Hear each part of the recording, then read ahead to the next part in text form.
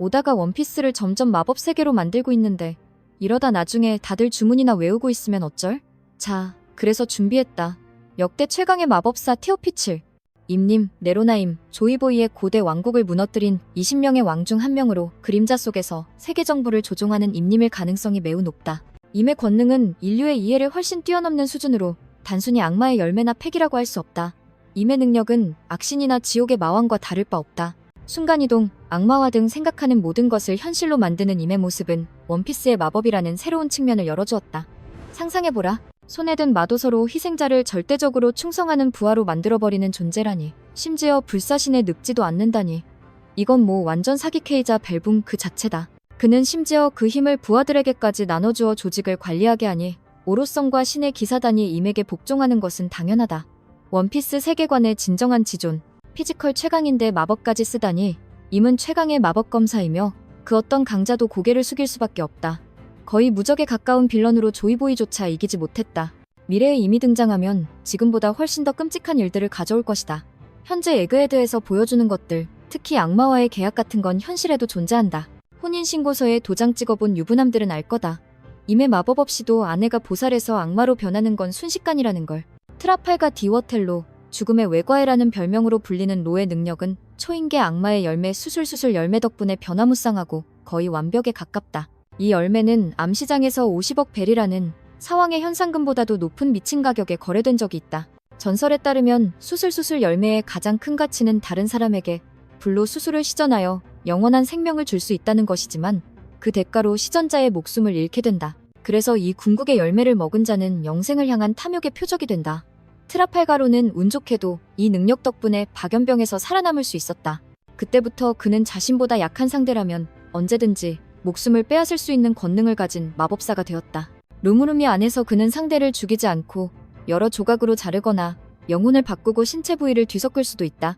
만화에서 직접 보지 않고 말로만 들으면 그는 정말 무서운 악마처럼 들린다. 진짜 감당 안 되는 사기 스킬들 뿐이다. 로는 이 능력을 각성 수준까지 끌어올려 이제 현상금이 몇 억 낮은 상대 정도는 손가락 한 번 튕기는 것만으로 죽는 것보다 못한 신세로 만들 수 있다. 하지만 수술수술 열매는 하트 해적단 선장에게 어떤 끔찍한 병이든 거의 다 치료할 수 있는 기적적인 수술 능력도 부여했다. 이것이야말로 다른 어떤 악마의 열매도 할 수 없는 기적이다. 진짜 용하다는 무당도로 앞에선 명함도 못 내밀 수준이다. 빅맘, 샬롯 링링마더 카르멜에게서 영혼을 조종하는 소울소울 열매의 힘을 물려받은 빅맘은 역사상 가장 무서운 여자 해적이 되었다. 홀케이크 아일랜드에 나타나기 전 마마는 죽음의 마녀로 불렸다. 그녀 앞에 선자는 누구든 평정심을 잃고 공포에 떨다가 영혼을 조종당하고 수명을 빼앗겼다. 자식을 80명 넘게 낳은 걸 보면 이해가 가기도 한다. 이건 뭐 남자를 그저 씨앗 공급용 도구로 여기는 무서운 여자다. 링링에게 남자는 출산을 위한 도구일 뿐 이용 가치가 끝나면 버려지고 어떤 애정도 없다.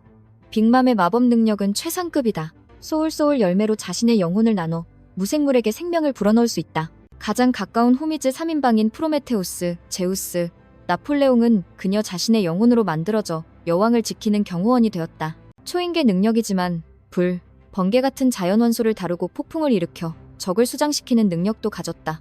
키드조차 그녀의 능력이 자연재해와 다름없다고 인정했다.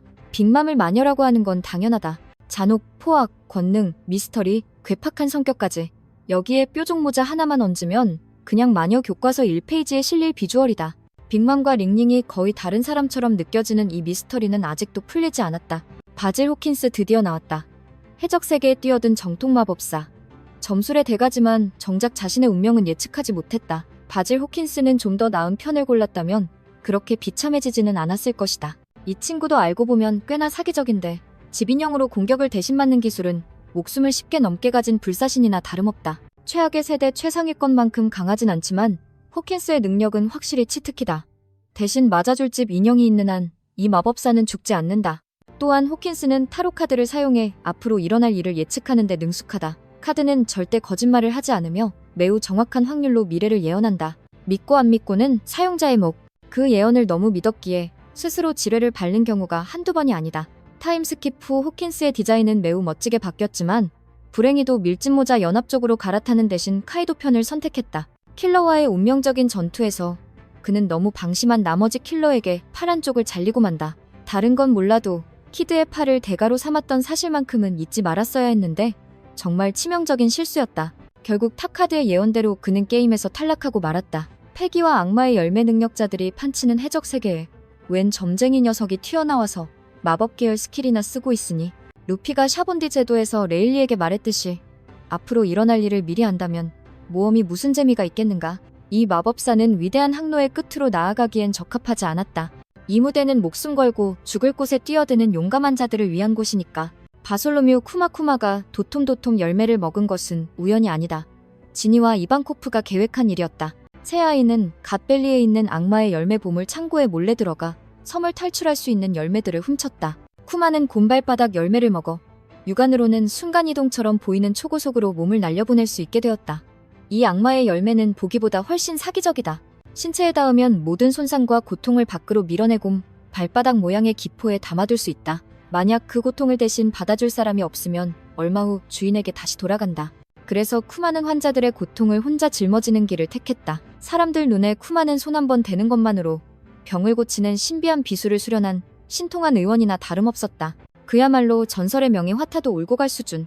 하지만 모두가 돌아간 뒤 쿠마가 그 모든 고통을 혼자 감내했다는 사실을 아는 이는 거의 없다. 정말 보살 같은 마음씨다. 그뿐만 아니라 도톰도톰 열매는 쿠마에게 공수양면으로 완벽한 능력을 주었다. 곰발바닥은 모든 물리 공격을 무력화하고 반대로 공기를 초고압으로 압축해 날리면 그 파괴력은 섬 하나를 날려버릴 TNT 폭발과 맞먹는다. 쿠마는 감정을 잘 드러내지 않는데 이는 모두 지니의 죽음과 딸보니와의 이별 때문이다. 결국 이 세상에 쿠마만큼 고통스러운 삶을 산 사람도 없을 것이다. 평생 남을 돕고 병을 고치며 사람들을 위해 싸웠지만 정작 그의 별명은 성격과 정반대인 폭군이었다. 하지만 정작 자신의 마음의 병만큼은 영원히 고칠 약이 없었다는 게 너무 슬프다. 오로성임의 직속 부하인 오로성은 임을 대신해 정부를 운영하는 굳건한 방패막이다. 사람들 눈에는 오로성이 최고 권력이지만 실상은 임의 목소리를 대변하는 사냥개에 불과하다. 작품 초반에 등장했을 때만 해도 대부분의 독자들은 오로성을 높게 평가하지 않았다. 하지만 이 괴물들이 판게아 성의 방에서 임과 함께 사부를 탈탈 털어버리면서 평가가 달라졌다. 오로성의 힘은 여전히 미스터리다.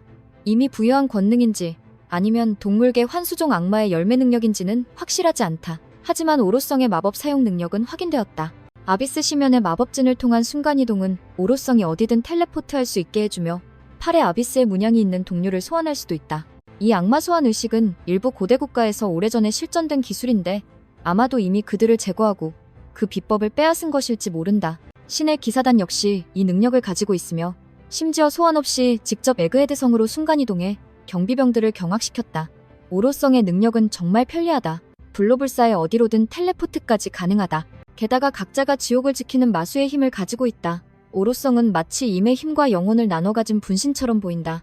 섣부른 추측이지만 최후의 성전에서 5명이 모두 패배하면 이미 그 힘을 다시 본체로 회수할 것이고 그때가 되면 임은 과거 2번의 성전을 파괴했던 마왕의 진정한 현신이 될 것이다. 게코 모리아 마지막으로 정부의 핵심이었던 칠무회에서 기억에 남을 만한 인물. 모리아는 아직 살아있으며 검은 수염에게 발탁되어 그의 록스 부활 계획에 이용될 것으로 보인다.